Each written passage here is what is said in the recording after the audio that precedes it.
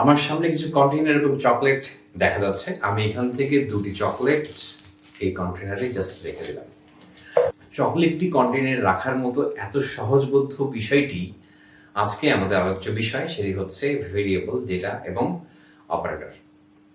তো এগুলোর সঙ্গে যে যতটুকু আমরা পরিচিত হলাম, এগুলোর মাধ্যমেই আজকে আমরা পরিচিত হব সেই বিষয়গুলি সম্পর্কে। বিষয়টি জানার জন্য পুরো ভিডিও টিউটোরিয়ালটি দেখতে হবে। সম্মানিত সাবস্ক্রাইবার, প্রিয় দর্শক, ন্যাচারাল সি প্রোগ্রামিং এর পঞ্চম পর্বে আপনাকে স্বাগত।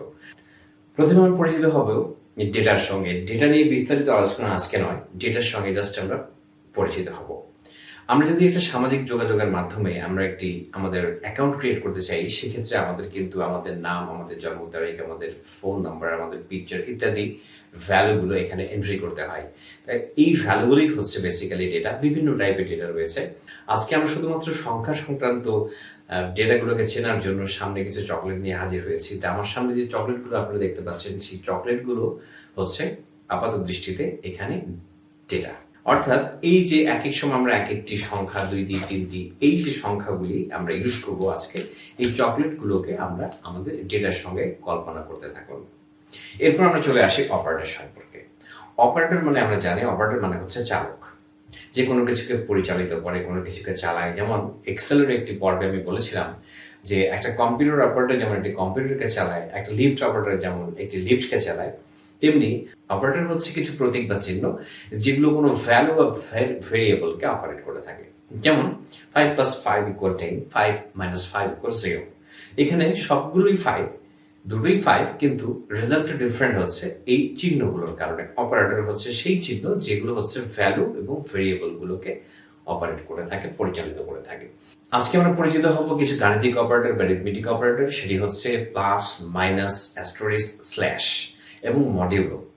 তো আমরা পূর্বে থেকে প্লাস মাইনাস সঙ্গে পরিচিত হয়েছি। তো আমরা স্টার চিহ্নটি ব্যবহার করব, যেটাকে বলা হয় অ্যাস্টেরিস্ক। সেটি আসলে আমাদের যে গুণ চিহ্ন, ক্রস যে গুণ চিহ্নটা আমরা এতদিন ব্যবহার করে আসছি, সেটির বদলে আমাদের ইউজ করতে হবে অ্যাস্টেরিস্ক, স্টার। আর আমরা যে ভাগ চিহ্ন ব্যবহার করে আসছিলাম এতদিন ধরে গণিতে, সেই চিহ্নটি আমরা এখানে ব্যবহার করতে পারছি না, আমাদের ইউজ করতে হবে ফরওয়ার্ড স্ল্যাশ। এই ভাগ চিহ্নের বদলে ফরওয়ার্ড স্ল্যাশ আমরা এখন থেকে ইউজ করব। এবং আরেকটি সাইন যেটি দেখতে পাচ্ছি, পার্সেন্টেজ সাইন, এই পার্সেন্টেজ সাইনটি আসলে শতকরা নির্ণয় করার ক্ষেত্রে ব্যবহৃত হবে না, এটি ইউজ করতে হবে আমাদের ভাগশেষ ব্যবহার করার ক্ষেত্রে। যদি কখনো আমাদের ভাগশেষ নির্ণয় করার প্রয়োজন হয়, যেমন 5কে যদি 2 দিয়ে ভাগ দিই, আমরা ভাগশেষটি বের হবে 1। তাই এরকম যদি কোনো রিমাইন্ডার, এরকম যদি কোনো ভাগশেষ নির্ণয় করার প্রয়োজন হয়, তাহলে আমরা পার্সেন্টেজ বা মডিউলাস সাইনটি ইউজ করব। আপাতত আমরা এরিথমেটিক অপারেটর বা গাণিতিক অপারেটরগুলোর সঙ্গে পরিচিত হলাম। আর একটি অপারেটরের সঙ্গে আমাদের পরিচিত হতে হবে, সেটি হচ্ছে অ্যাসাইনমেন্ট অপারেটর। যদিও এই অ্যাসাইনমেন্ট অপারেটর আরও রয়েছে, সেগুলোর সঙ্গে আমরা এখন পরিচিত হতে গেলে আমাদের ন্যাচারাল সি প্রোগ্রামিং এর যে কনসেপ্টটি আপনাদেরকে দিয়েছিলাম, যে আমরা খুব সাধারণভাবে প্রোগ্রামিং শিখবো, খুব সহজ করে প্রোগ্রামিং শিখবো, সেই সহজবোধ্য বিষয়টি এখন থাকবে না। এই জন্য বাকিগুলোর সঙ্গে আমাদের পরিচিত হওয়ার দরকার নেই। আপাতত একটি আমরা অ্যাসাইনমেন্ট অপারেটরের সঙ্গে পরিচিত হবো, সেটি হচ্ছে ইকুয়াল সাইন। সাধারণভাবে আমরা মনে করি ইকুয়াল সাইন এটি মানে হচ্ছে সমান, কিন্তু আসলে সি প্রোগ্রামিং এর ক্ষেত্রে ইকুয়াল মানে হচ্ছে সমান অর্থে ব্যবহৃত হয় না। ইকুয়াল সাইন হচ্ছে কোনো কিছুর মধ্যে কোনো কিছুকে রাখা বোঝায়।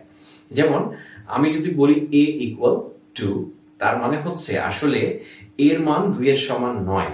এর মান অর্থাৎ দুইটি জিনিস এরকম করে, যেমন আমি রাখলাম দুটি চকলেটকে, অর্থাৎ এটি হচ্ছে, আমি যদি কোনো একটা ভেরিয়েবল থাকে আমার, এরকম সাপোজ আমি একটা এখানে সাপোজ a = 3 এরকম যদি থাকে, তার মানে a একটা কন্টেইনার, সেই কন্টেইনারের মধ্যে এখানে 3টি জিনিসকে রাখো, এই অর্থে ব্যবহৃত হয়। 3টি জিনিসকে রাখো, ওকে।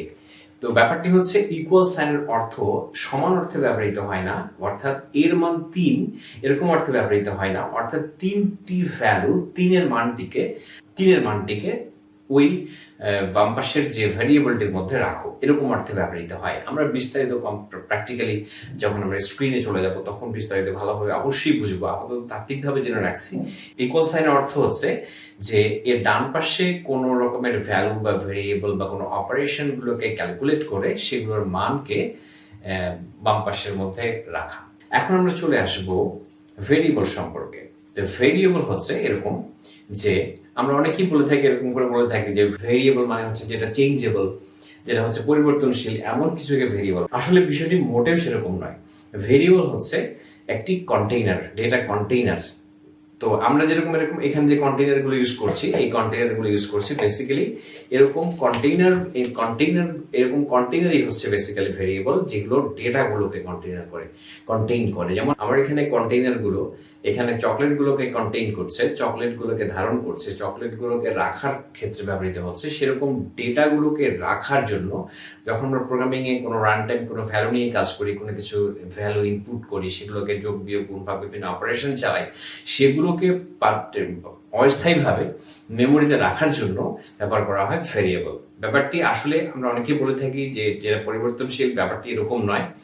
আমরা এটা বলতে পারি হ্যাঁ, যে পরিবর্তনশীল ডেটাগুলোকে রাখার জন্য যে মেমোরি সেল ইউজ করা হয়, যে মেমোরি কন্টেইনার ইউজ করা হয়, সেটা ভেরিয়েবল, সেটা ঠিক আছে। কিন্তু যেটা পরিবর্তনশীল সেটাই ভেরিয়েবল, এরকম ভাবে বললে, আলাদাভাবে বললে কনসেপ্টটি একেবারেই অন্যভাবে চলে যায়।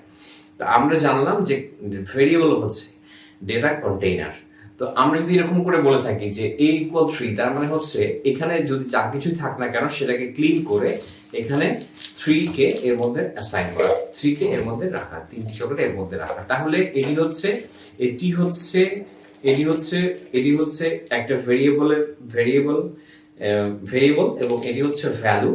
আর আমরা যখন এখানে ইকুয়াল ইউজ করব তখন মানে হচ্ছে সেই ইকুয়াল, অর্থাৎ এই পাশের জিনিসটাকে এই পাশে যে থাকবে, যে এক্সপ্রেশন যে থাকবে =3, তার মানে হচ্ছে এখানে =3 মানে হচ্ছে 3টি চকলেট এখানে রাখবে। তো একইভাবে যদি এরকম ব্যাপারটি হয় যে c = a + b, তাহলে ব্যাপারটি কিরকম দাঁড়াচ্ছে? এখানে তাহলে দাঁড়াচ্ছে c = a + b, তার মানে হচ্ছে a তে যদি 3টি চকলেট থাকে আর b তে যদি 2টি চকলেট থাকে, তাহলে ব্যাপারটি এরকম দাঁড়াচ্ছে যে আমরা 2টি চকলেট এখানে রাখছি, তাহলে এখানে 2টি চকলেট, এখানে 3টি চকলেট। তাহলে যদি এরকম করে বলা হয় যে c = a + b, তার মানে কি দাঁড়াচ্ছে যে আসলে c এর মান এটার সমান এই অর্থে নয়। তাহলে ব্যাপারটি ক্লিয়ার? তো c এর মান এই দুটির সমান এই অর্থে না। তাহলে ব্যাপারটা কি?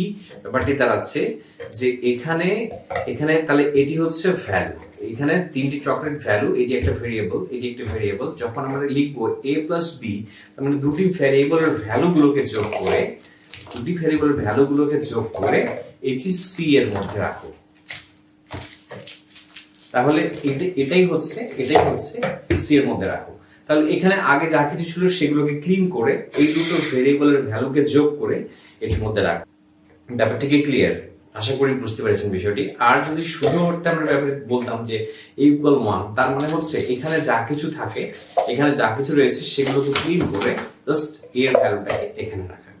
তাহলে আমরা এখন উপসংহারে চলে আসি। আমাদের এখানে চকলেট গুলো হচ্ছে অনেকটা এখানে ভ্যালুগুলোকে, ডেটাগুলোকে বোঝানোর জন্য, এই ভ্যালুগুলো যেটা আমরা মিন করি সেই ভ্যালুগুলোকে বোঝানোর জন্য চকলেট গুলো হচ্ছে ভ্যালু। তাহলে এখানে এগুলো হচ্ছে আমাদের ভেরিয়েবল। এবং তাহলে আর বিভিন্ন অপারেটর হচ্ছে বিভিন্ন ইনস্ট্রাকশন, যেগুলো হচ্ছে ভ্যালু বা ভেরিয়েবলকে অপারেট করে থাকে। তাহলে যদি আমরা বলে থাকি a = 2 বা a = 3, তার মানে হচ্ছে এই এর ভেরিয়েবলের মধ্যে এই 3টি চকলেটকে এর মধ্যে রাখো। ওকে, আশা করি বিষয়টি বুঝতে পেরেছেন যে আমরা যে বিষয়গুলোকে এত কঠিন মনে করি, প্রোগ্রামিং এর টার্মগুলো, ভেরিয়েবল, ভ্যালু, অপারেটর, আসলে বিষয়গুলো অত কঠিন নয়। আমরা যে জিনিসগুলো জানি, যে জিনিসগুলো বুঝি আমাদের আশেপাশে রয়েছে, সেই বিষয়গুলোর মতোই আসলে প্রোগ্রামিং এর বিষয়গুলো ততটা সহজ। যদি আমরা সহজ করে বোঝার চেষ্টা করি, সহজ করে বোঝানোর চেষ্টা করি এবং আমরা আন্তরিক হই। আশা করি টিউটোরিয়ালটি যদি ভালো লেগে থাকে, আপনি টিউটোরিয়ালটি যদি বুঝে থাকেন, তাহলে অবশ্যই লাইক এবং কমেন্ট করে উৎসাহিত করবেন। এতটুকু সাপোর্ট দিয়ে আমাদের পাশে থাকবেন। আশা করছি ভালো থাকবেন সবসময়। ধন্যবাদ।